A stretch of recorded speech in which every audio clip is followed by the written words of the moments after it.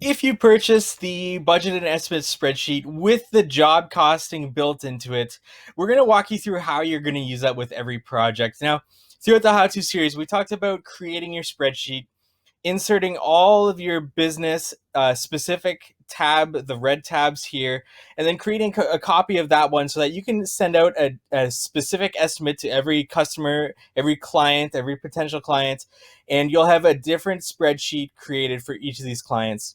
Now, for the ones that you land and the ones that you complete the project for, you can then use the job costing tab to be able to see exactly how you did on that job and how those numbers compare to each of these numbers that we got into here.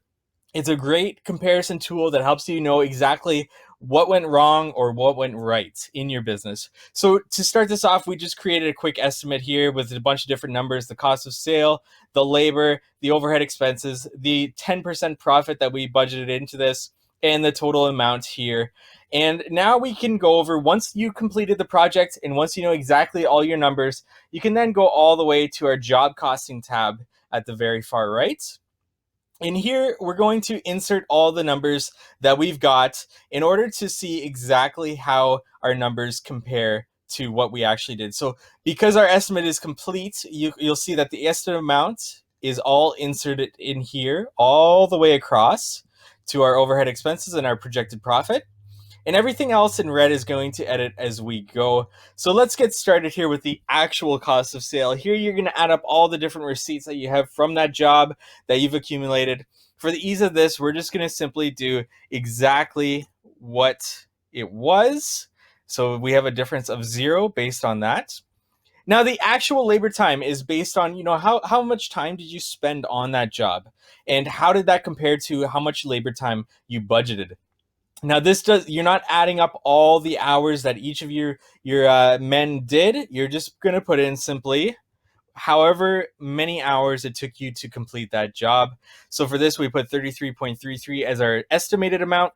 Let's keep that consistent, and later on we will edit that again, but just for the ease of this, we'll put it in here. Now, your labor costs here, because labor time is just the amount of time it took you to complete that job, we're going to break that down per employee that was on the job site. Now, when we are estimating a project, that comes into our labor costs, and we're putting in the different people that were on that project. And our salary employees, like we talked about, are always there. But our hourly employees, you're going to assign to that specific project so that you can bill in the amount that you want to include. But when it comes to job costing, sometimes employees show up or call in sick, or they don't show up, or anything like that. So these hours might be a little bit different. So we're going to we had our foreman, our labor 1, and our labor 2 on the job, and our salary employees should be on every single project. So they're going to be there. And as you can see, there's a slight differential here. That's just based on the labor time being slightly off with the decimal points. So do not be too concerned about the 0.28 cent difference. But for this example, say our labor 1 did not show up one of the days, or labor 2 did not show up at all. We can then edit these hourly amounts. We can edit it because even though there's a formula here, it's picking this D9 cell, this actual labor time. If we edit it, it doesn't matter if the formula gets messed up, just because you'll never be using this spreadsheet again. This is just giving you the job cost amount.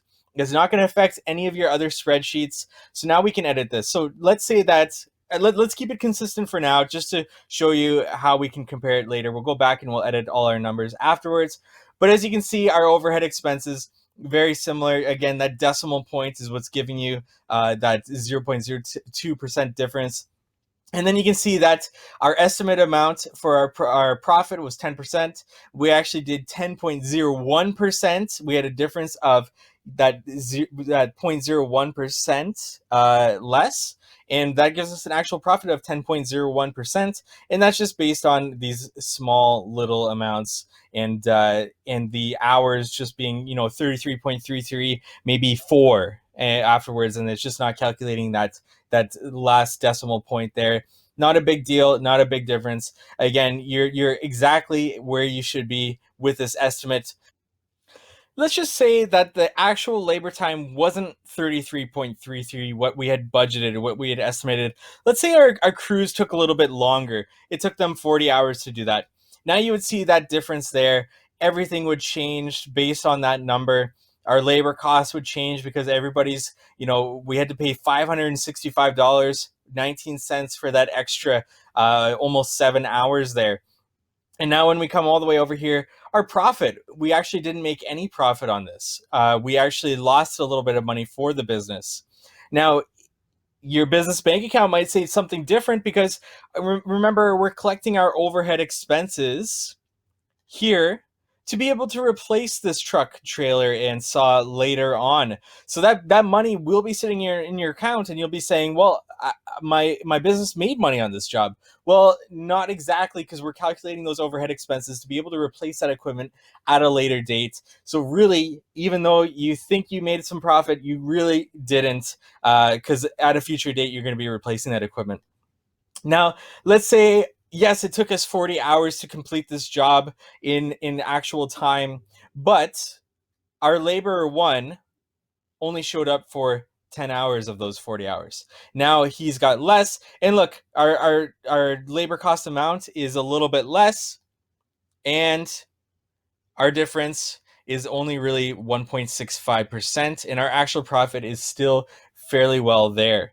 And let's say that laborer two didn't show up for half the time. He was only there for 20 hours. Now, our labor costs, we actually made a little bit of money on our labor costs, which means our profit is now up at 13.52%. And let's say that our cost of sale, we had to go back to the stone yard and pick up some more product, and that cost us $500. And now we spent $500 more. We can come over here and we can see that our profit is actually a little bit less based on that job. So this is how job costing comes into play, to really break down what went wrong or what went right. Say that $500 wasn't there. We did good on our cost of sale budgeting. We did good on our labor time budgeting, a little bit over with that 6.67 hours. But that's because our labor one and labor two didn't show up for half the time and 3/4 of the time. So we actually really did make some money on there in the labor costs.